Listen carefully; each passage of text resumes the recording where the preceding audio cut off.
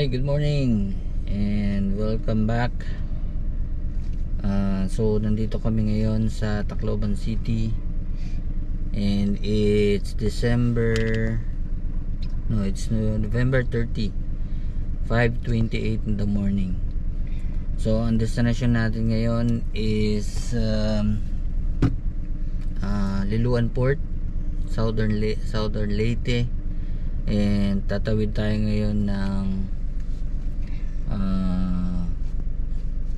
dagat papuntang Surigao Port sa Mindanao. Alright, so another exciting episode. So hopefully you would enjoy yung biyahe natin na to. So last night we arrived dito sa hotel at around 5 PM and sobrang pagod. It was really a challenging trip. Siguro ikukwento ko soon during this vlog. And then pagdating namin ng 5, we just ordered food and then pahinga na kami. Para ang target talaga namin is umalis ng 1 AM, but my partner decided to rest muna kami. Pahinga tayo, medyo napagod na tayo sa biyahe, no? Grabe na, sobrang layong biyahe. So it's our first time to do this kind of trip, yung land trip, no? From Luzon, Visayas, and then Mindanao. So bear with us. So ano naman to, journey. It's a journey. It's all about the journey. So again, salamat, and kita-kita tayo uli sa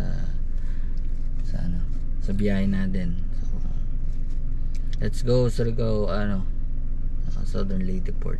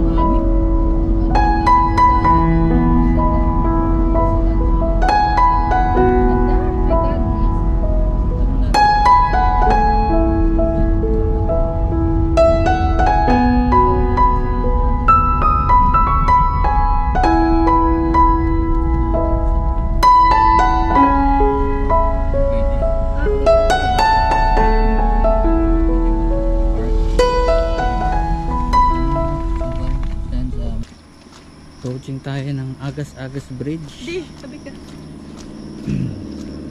Nandun natin natin. Let's try and magana lang tayo, capture lang tayo ng konting feed. Morning po.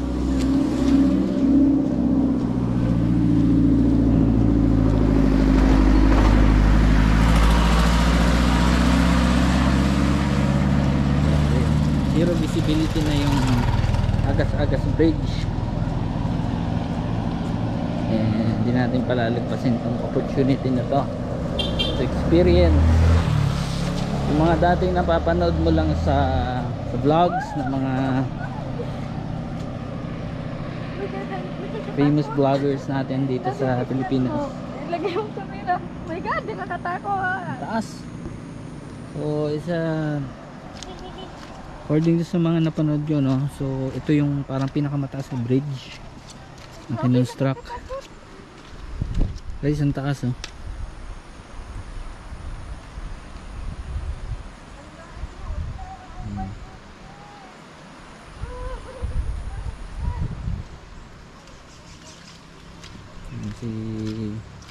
Si MJ, oh. So try natin dun sa may, so malakas ang malakas ang feeling mo maulan, pero I think ano lang to, yung hamog, matalas yung yung ulan. So kung i-imagine na nakakapaglakad din ako one day dito sa Agas-Agas Bridge, yung mga tipong napapanood mo lang sa mga idol natin na vloggers, no? So wow, unbelievable.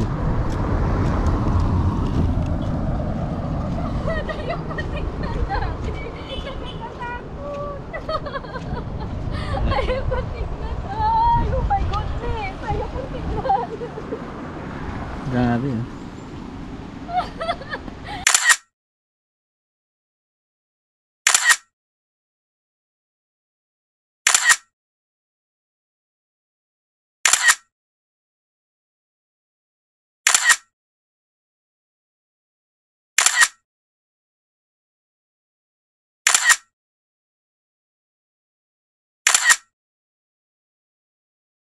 Right, so grabe yung fog, oh. Talagang wala kang makikita dito sa anong zero visibility na siya. Right, so para dun sa Nag-init na. magtatanong, bawal dito huminto sa Agas-Agas Bridge. So maganda, lalagpas muna kayo. Wait lang. Merong PNP checkpoint and then merong DPWH office. May parking doon na malaki. May mga CR na din for your convenience. And then lakad na lang kayo pabalik dito sa Agas-Agas Bridge. Coming from ano yun, ha? Coming from Saglit lang ba? Leyte.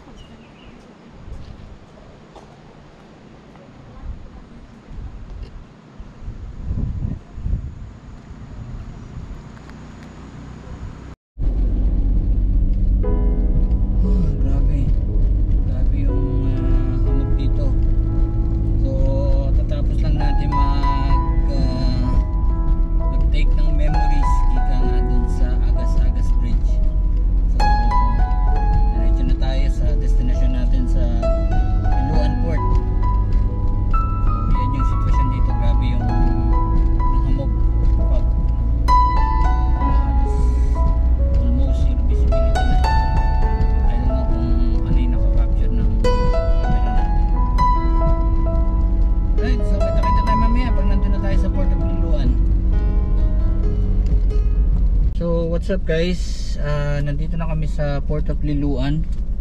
Boarding na kami ng Montenegro yung nakuha natin. So aalis siya ng 10:30.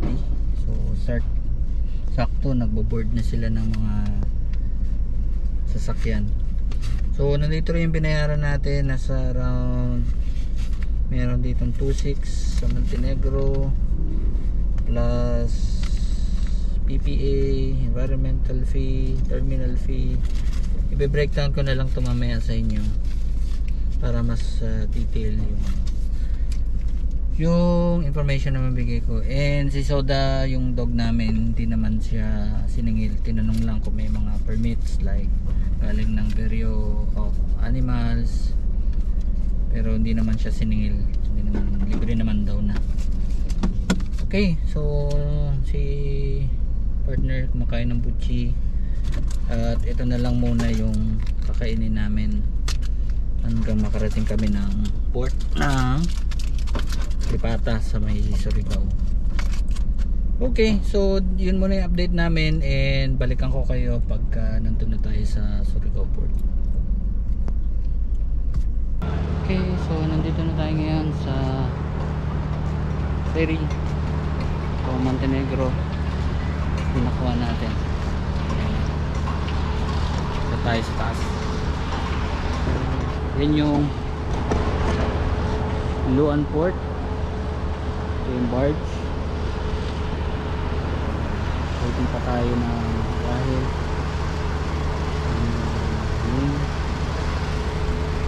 Samar provinces. Ayan tayo dumaan. Pagkaba dito.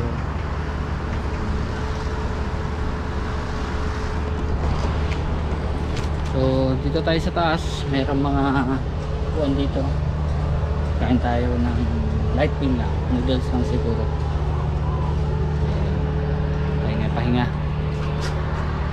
Maya uli.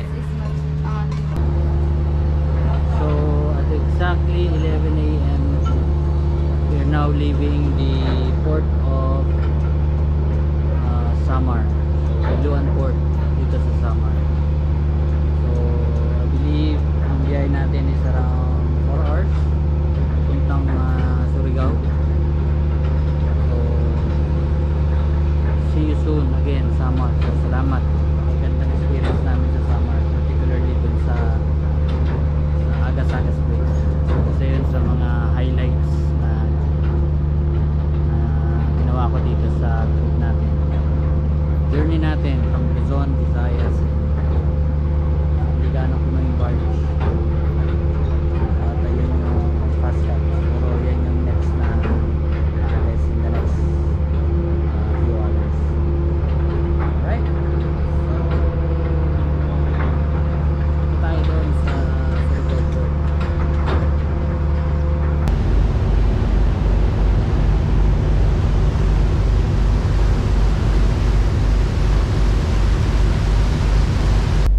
Hey guys, so just update. Nandito pa tayo sa Montenegro. So bumabiyahe pa tayo, and it's 10 minutes past 2.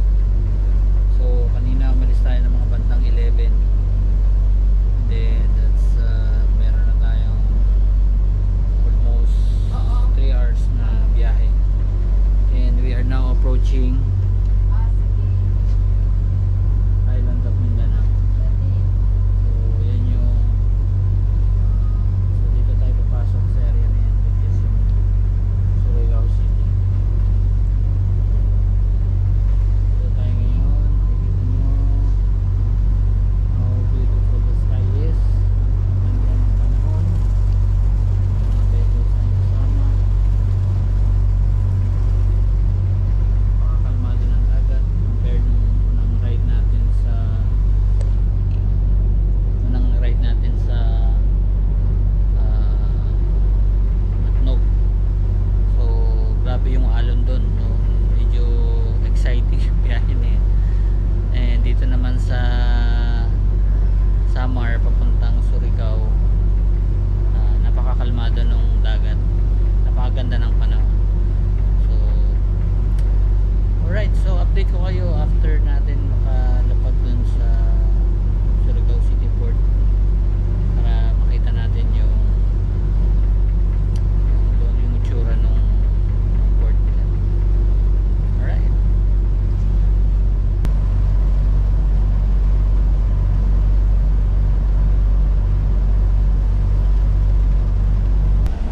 Hello guys, so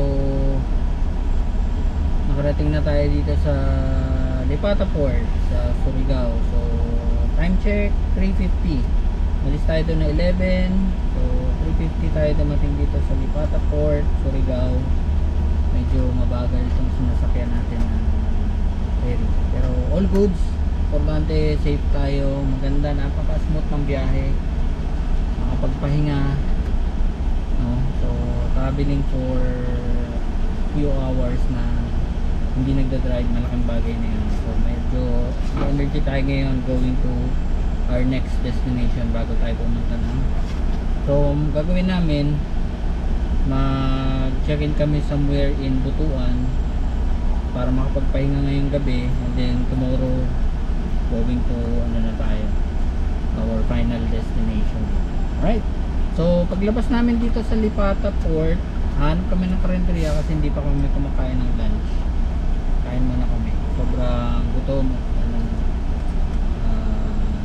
exhausted na. Alright, samahan nyo kami, kain tayo. So the kids on the road, si yung dog namin hingal na mainit.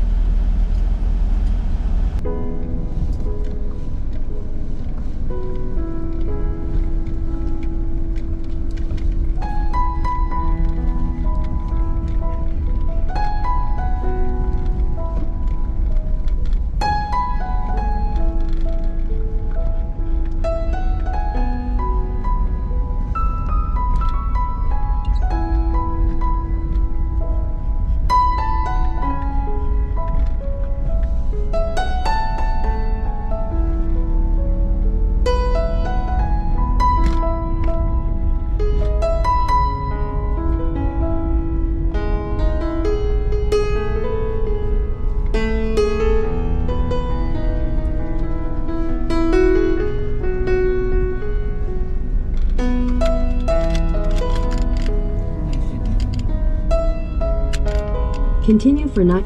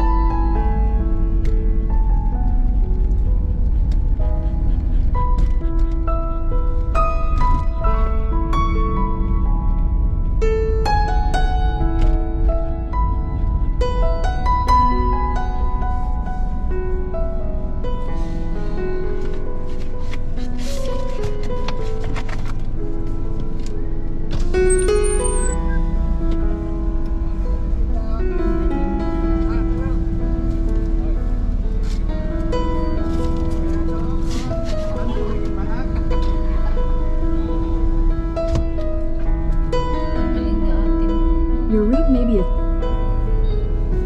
here. This?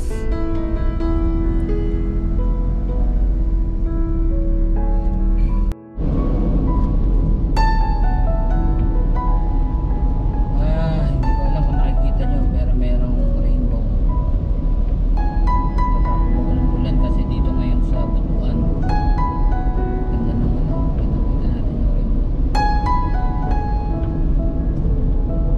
Alright, so pagkatapos lang namin kumain, paglagpas ng Lipata Port, daming eatery o karinderya na doon sa area. Kain muna kami, and then back on the road. Meron tayong 2.5 hours going to Butuan City. Tayo mag-stay for the night. And very amazing tong ano, may amazing place ng Surigao City. Maraming coffee shops. Alright, so kita-kits tayo sa daan. 2.5 hours travel time natin going to Butuan City.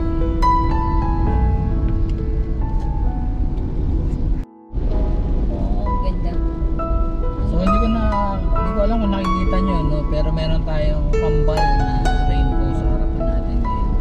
So isa medyo light siya, medyo faded, yung isa linaw. So nakakatawa, no? This is the first time ko nakakita na yung dalawang rainbow na magkatabi. So very nice. So another cool experience na salubungin ka ng dalawang rainbow dito sa alright. Let's go back on the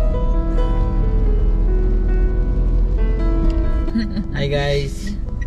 So dito na tayo ngayon sa tapat ng Robinson's Place, Butuan. Naantay lang natin yung owner nung transient inn na tutuluyan natin ngayong gabi. So antay lang natin siya dito sa tapat ng Robinson's, and then ihatid niya kami dun sa transient inn para makapagpahinga muna. So it's been a long day, it's been an amazing journey with my partner and Zoda for the last 3 days, and hopefully tomorrow makukompleto na natin yung journey natin sa Mindanao. So looking forward of having fun dito sa Mindanao in the coming months. So salamat sa pag-join sa biyahe na to, and hopefully samahan nyo pa ako sa mga darating na journey natin dito sa Mindanao. Alright, kita-kits ulit tayo later.